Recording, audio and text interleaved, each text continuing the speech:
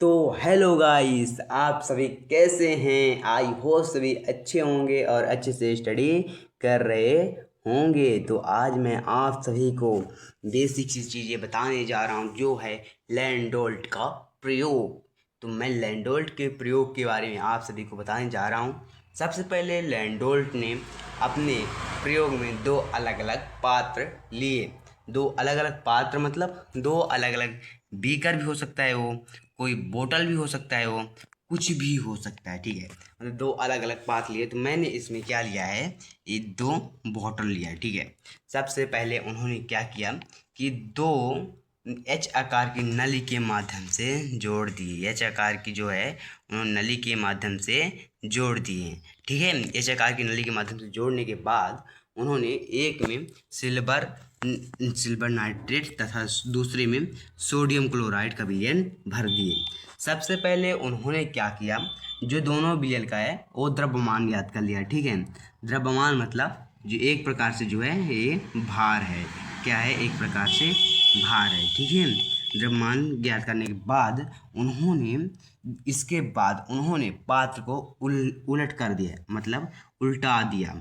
जो उन्होंने पहले बीकर कैसा बनाया था, उन्होंने पहले जो बीकर बनाया था उस विलयन को फिर उन्होंने उल्टा दिया। क्या किया, उन्होंने उल्टा दिया। ठीक है, उन्होंने एच आकार के विलयन को वापस से उल्टा दिया। ठीक है, फिर उल्टाने के बाद उन्होंने फिर उसी विलयन को, जो आपस में विलयन थे वो मिल गए थे। ठीक है, जो आपस में दो विलयन थे वो आपस में मिल गए।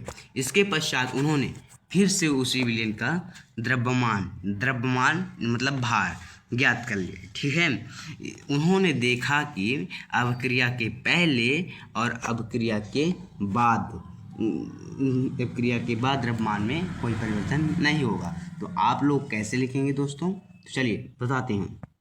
सबसे पहले आप लिखेंगे, लैंडोल्ट ने अपने प्रयोग में दो अलग अलग पात्र लिए। ठीक है, फिर उन्होंने क्या किया, एच आकार की नली के माध्यम से जोड़ दिए। ठीक है, एच आकार की नली के माध्यम से जोड़ दिए।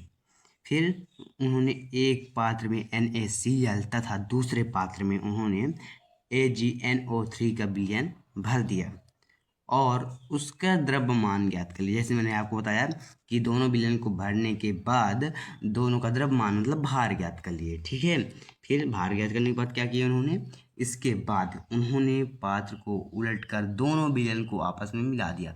जैसे NaCl और AgNO3 दोनों विलयन को आपस में मिला दिया। फिर उन्होंने क्या देखा, इसके पश्चात फिर से उन्होंने द्रव्यमान ज्ञात कर लिया, जो है वो दोबारा द्रव्यमान ज्ञात किया, मतलब दोनों को आपस में मिलने के बाद।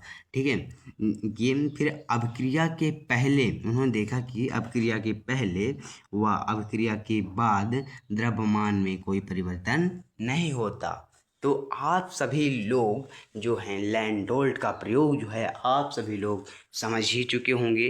तो आप सभी हमारे YouTube चैनल राजभर स्टूडियो सनौसी को आप सभी लोग शेयर करिए, ज़्यादा से ज़्यादा शेयर करिए। और अपने आपके एक लाइक से हमारा हौसला बढ़ता है कि हम और अपने दोस्तों के लिए और ऐसे ही वीडियो बनाते रहें। तब तक के लिए जय हिंद, जय भारत। चलिए अगले वीडियो में मिलते हैं।